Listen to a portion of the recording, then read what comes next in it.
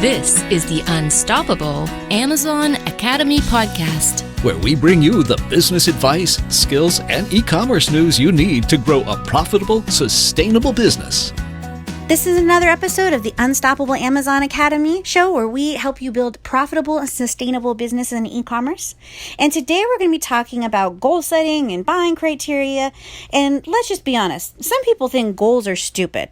And, sometimes they can be. I've seen people set goals that seem completely pointless to me.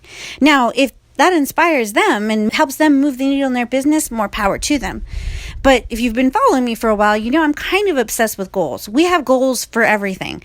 I was heading out at Rocky Mountain Reseller to go hang out with people at the bar, and I was calling my husband just to kind of check in, and he's like, so what are your goals for this evening? And I was like, I don't want to set goals I just want to have a beer.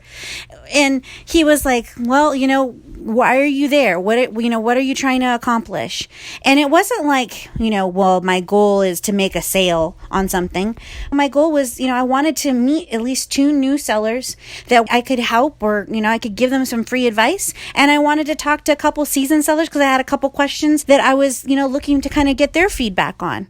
And so it doesn't necessarily mean you have a goal in order to get something out of something, but you're intentional about the way that you live your life, about the way that you do things.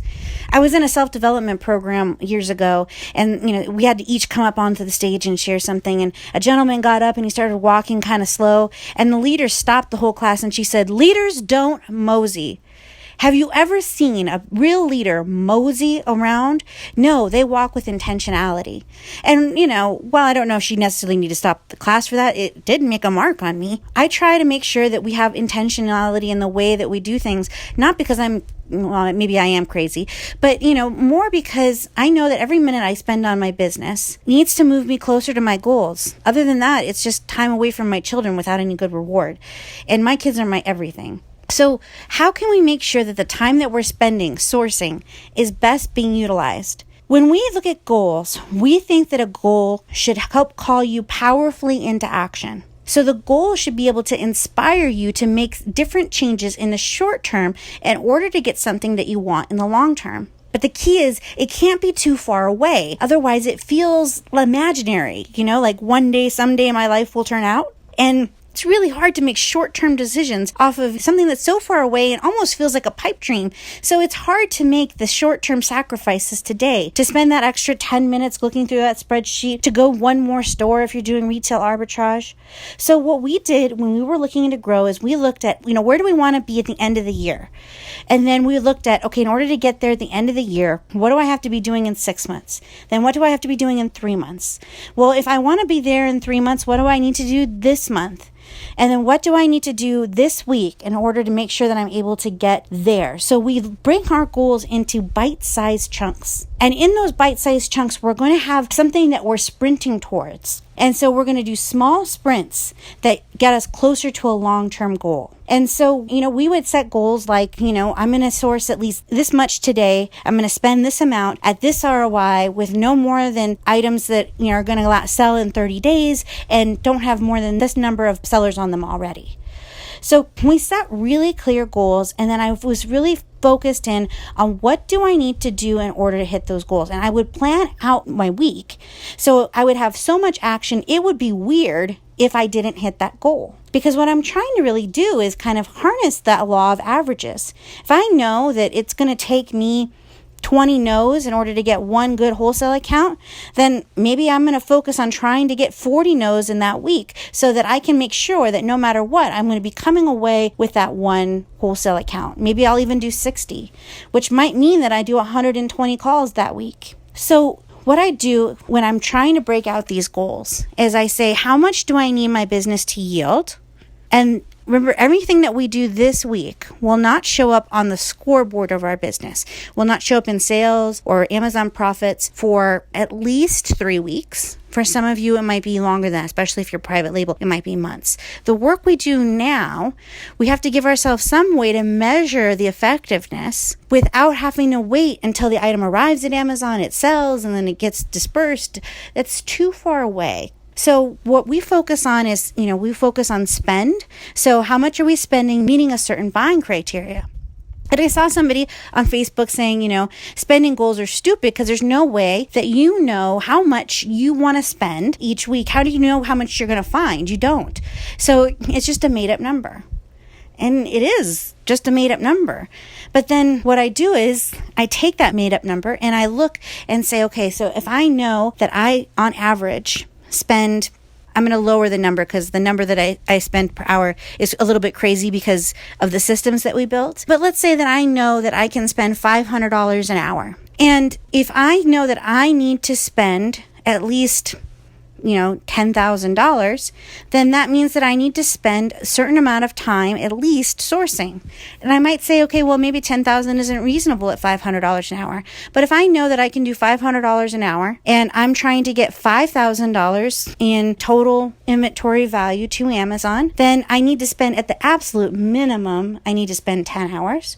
So what I would do is I would put in my schedule for 15 hours.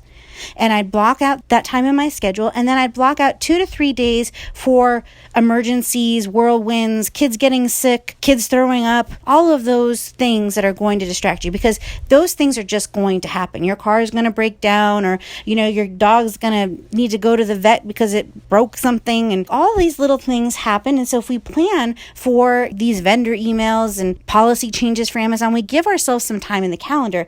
It helps us to be able to be better prepared for those things when they actually happen. So once I put in 2 or 3 times the work I think it will take in order to get that result, then I start to keep track every week. And I start to try to set up games. I do really well with games. So I'll play against myself, and Nate and I would play against ourselves. If you don't have a spouse that's in the business, then that doesn't mean that you can't do that. You just need to find somebody else, find an accountability partner where you can say, what was your spend per hour and how many hours did it take for you to hit your guideline? But there's a pitfall in that if you don't set up really strong inventory rules. Now, inventory rules are something that I heard somebody else at another thing, they were talking about money rules. And money rules are things like, we don't spend $5,000 or more without me talking to Nate before we make a purchase. Now, there was a time where it was like $50, but now because our business is velocitized, we do spend a little bit more. And we have an agreement that I will think about it for at least 24 hours before I make that purchase. We also don't want more than a certain percentage invested all in one kind of investment. And there's other rules that we have as well, So we want to have those rules. This is going to be the rules that you have around your inventory. And there are going to be times that you break these rules, but having these rules gives you a place to start. If you've ever looked at Steve Jobs or Mark Zuckerberg, if you watch them from years to years, you'll see that they were the same thing all the time. And when they were asked about it, I think it was Steve Jobs that said, he wanted to save that decision space. He didn't want to waste any brain time focusing on what to wear. And so he wears the same thing as one less decision he has to make every day. And what we want to do is make it so that when you're buying your inventory, you have guidelines. So you're not making that emotional decision of whether or not you want to buy something every time you look at a product.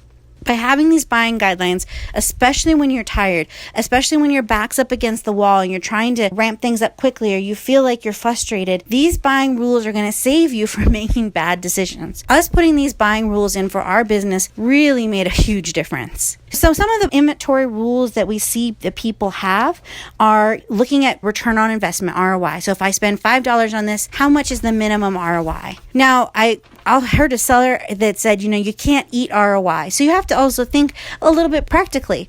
100% ROI on a $1 item that you still have to label and polybag, that's not worthwhile. So maybe you have a minimum profit margin. So where you say profit dollar amount, where you say, I have to profit at least $5 off this or it's not worth my time.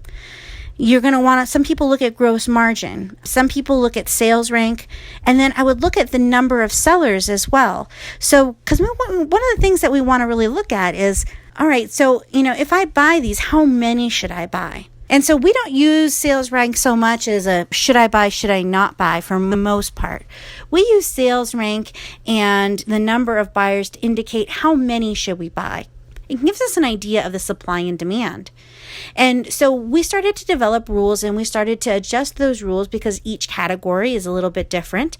And we started to look at those items. And then we started to say, we only want to buy maybe 2 to 3 weeks worth of stock at a time.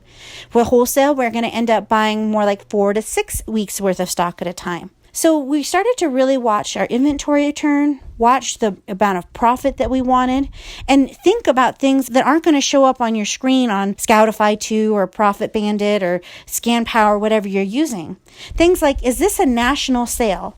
And is that national sale going to cause these prices to drop? If so, maybe I should buy less, or I need to raise my buying criteria. Maybe instead of 60% ROI, I need to be looking for 100% ROI because I know the price on these items is going to drop. Is this an item that's easily found and that it's in a trend and I just caught it at the beginning of the trend and I know that more than likely the price is going to fall over time? Or is it an item that I know that is going to be in high demand? They didn't make enough of this item, so I'm expecting the price to go up. And so I'm going to buy a little bit deeper maybe on that, or maybe I'm going to buy even though it's not quite at the margin that I really want to because I'm expecting it to go up. The one thing that I don't recommend you doing is buying things like, well, I know this will sell well for Christmas. That usually doesn't work out really well for people. It is really hard to predict what is going to be the hot seller for this Christmas. And if you hold something all the way till Christmas, you have such a big opportunity cost that you're not calculating for.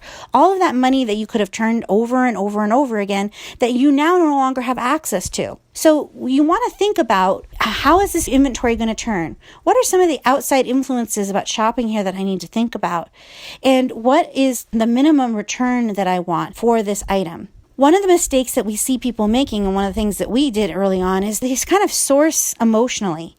So, we've talked about, we talk about in society emotional eating, where you just you're hungry and you get too hungry or you're upset and you try to just shove anything in your mouth that's nearby. Well, we want to think about that in resourcing. A lot of people will just go to a store, will start scanning, and anything that meets that criteria, we just shove in our carts.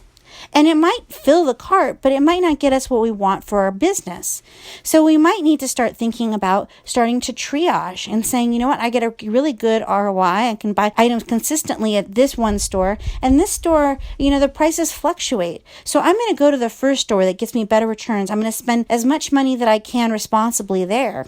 And then I'm going to go to the other store, but I'm going to make sure that the bulk of my money is going towards those vendors, those stores, those websites that are giving me the best return, and starting to prioritize your buys and not just shoving the first thing that meets your criteria into your cart. To start buying with some additional strategy.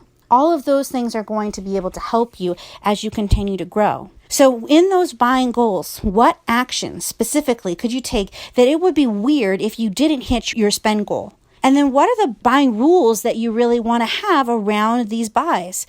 Things that you want to make sure that you're not going to try to, buy too deep of an item because you want to hit that spend goal.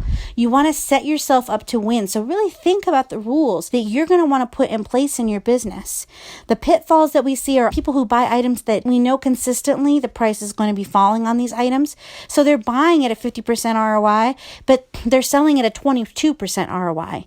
And they're doing that consistently. And so we really need to cut off that store that's not yielding us good results and find a new place to shop, even if it's frustrating or hard. Maybe we're buying too deep of an item, or we're buying items that are too saturated. And so the price maybe is a little unstable, or, maybe even though it's ranked really, really well, there's 400 other sellers. So you're not getting a lot of buy box rotation. So you're having a hard time selling those items. If you're an advanced seller, we're going to talk about this further in another episode, but look at how much inventory you have there at Amazon that's been there over 90 days. We really want to see you try to look at that number and trying to reduce that number as much as you can. And, if you can do it without liquidating inventory or without liquidating over a certain amount of inventory, then that's even better. You want to stay focused on what are the things that you can measure that are going to help you get closer to the long-term business goals that you want. So what are the results that you want? And so if you know that you want to work 15 hours a week, you don't want to have employees in the future, but you know you want to net $200,000, then we need to really focus on helping you start to build up inventory that has a high ROI, good gross margins, and low prep. And that means you're going to have to search for inventory a lot longer than somebody who is going to be looking for low margins with high volume, and they're going to develop a whole logistics thing that's going to help them work out this whole volume. And they're really good at analytics and math and figuring out all of the little things like how much returns are going to cost them. So they're going to need a different kind of product than somebody who wants to stay small, help and labor-wise, but still has a certain kind of lifestyle that they want to lead. So if you can start with the end in mind as you're building your business, as you're buying your inventory, it's going to put you miles ahead of the competition. This has been another episode of the Unstoppable Amazon Academy, where we help you build profitable and sustainable businesses. Have a prosperous week. Are you looking to grow your business? Join our Unstoppable Amazon Academy with hundreds of video and step-by-step tutorials to walk you through the skills you need to take your business to the next level. Find out more at bestfromthenest.com/academy. Use the promo code podcast to get a 14-day trial.